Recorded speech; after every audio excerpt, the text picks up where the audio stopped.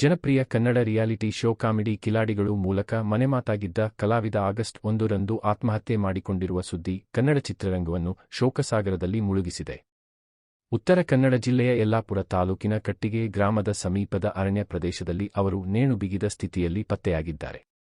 28 ವರ್ಷದ ಈ ಪ್ರತಿಭಾವಂತ ಕಲಾವಿದ ಚಿಮ್ಮನಹಳ್ಳಿ ಗ್ರಾಮದ ನಿವಾಸಿಯಾಗಿದ್ದು, ನೀನಾಸಂ ನಾಟಕ ಸಂಸ್ಥೆಯಲ್ಲಿ ತರಬೇತಿ ಪಡೆದ ರಂಗಭೂಮಿ ಕಲಾವಿದರಾಗಿದ್ದರು. 2020ರಲ್ಲಿ ಕಾಮಿಡಿ ಕಿಲಾಡಿಗಳು ಸೀಸನ್ 3ರಲ್ಲಿ ಭಾಗವಹಿಸಿ ಜನಪ್ರಿಯತೆ ಪಡೆದ ಚಂದ್ರಶೇಖರ್ ಸಿದ್ದಿ ನಂತರ ಕೆಲವೊಂದು ಧಾರಾವಾಹಿಗಳಲ್ಲಿ ಅಭಿನಯಿಸಿದರು. ಆದರೆ ನಿರೀಕ್ಷಿತ ಮಟ್ಟದಲ್ಲಿ ನಟನಾ ಅವಕಾಶಗಳು ಲಭಿಸದ ಕಾರಣ ಅವರು ಜೀವನ ನಿರ್ವಹಣೆಗೆ ಕೂಲಿ ಕೆಲಸ ಮಾಡುತ್ತಿದ್ದರು. ಈ ಕೊರತೆಯಿಂದಾಗಿ ಅವರು ತೀವ್ರ ಮಾನಸಿಕ ಖಿನ್ನತೆಗೆ ಒಳಗಾಗಿದ್ದರು ಎಂದು ಕುಟುಂಬಸ್ಥರು ತಿಳಿಸಿದ್ದಾರೆ. ಅವರ ಪತ್ನಿ ಜೊತೆ ಕೂಲಿ ಕೆಲಸಕ್ಕೆಂದು ಹೊರಟಿದ್ದ ಸಂದರ್ಭದಲ್ಲಿ ಈ ದುರ್ಘಟನೆ ಸಂಭವಿಸಿದ್ದು, ಮೃತದೇಹವನ್ನು ಪತ್ತೆಹಚ್ಚಿದ ನಂತರ ಸ್ಥಳೀಯ ಪೊಲೀಸರು ಪ್ರಕರಣ ದಾಖಲಿಸಿ ತನಿಖೆ ಆರಂಭಿಸಿದ್ದಾರೆ. ಈ ಘಟನೆ ಕಾಮಿಡಿ ಕಿಲಾಡಿಗಳು ಶೋಗೆ ಸಂಬಂಧಿಸಿದ ಮತ್ತೊಂದು ದುಃಖದ ಘಟನೆ ಎಂಬಂತೆ ಕಾಣುತ್ತಿದೆ. ಏಕೆಂದರೆ ಕೆಲ ತಿಂಗಳ ಹಿಂದಷ್ಟೇ ಈ ಶೋನ ವಿನ್ನರ್ ರಾಕೇಶ್ ಪೂಜಾರಿ ಅವರು ಹೃದಯಾಘಾತದಿಂದ ನಿಧನರಾಗಿದ್ದರು.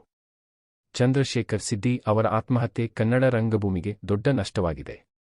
ಅವರ ನಗು, ಅಭಿನಯ ಮತ್ತು ನಾಟಕದ ಮೇಲಿನ ಪ್ರೀತಿ ಅಭಿಮಾನಿಗಳ ಮನದಲ್ಲಿ ಸದಾ ಉಳಿಯಲಿದೆ. ಈ ದುಃಖದ ಸಂದರ್ಭದಲ್ಲಿ ಅವರ ಕುಟುಂಬಕ್ಕೆ ಕನ್ನಡ ಚಿತ್ರರಂಗ ಅಭಿಮಾನಿಗಳು ಮತ್ತು ಸಹ ಕಲಾವಿದರು ಸಂತಾಪ ಸೂಚಿಸಿದ್ದಾರೆ. ಮಾನಸಿಕ ಆರೋಗ್ಯದ ಬಗ್ಗೆ ಜಾಗೃತಿ ಮೂಡಿಸುವ ಅಗತ್ಯವನ್ನು ಈ ಘಟನೆ ಮತ್ತೊಮ್ಮೆ ಎತ್ತಿ ಹಿಡಿದಿದೆ. ಸ್ನೇಹಿತರೆ, ಇವತ್ತಿನ ಈ ಮಾಹಿತಿ ನಿಮಗೆ ಇಷ್ಟ ಆಗಿದ್ರೆ ದಯವಿಟ್ಟು ವಿಡಿಯೋಗೊಂದು ಲೈಕ್ ಕೊಡಿ, ಹಾಗೆ ನಮ್ಮ ಚಾನೆಲ್ಗೆ ಸಬ್ಸ್ಕ್ರೈಬ್ ಆಗಿ. ಧನ್ಯವಾದಗಳು.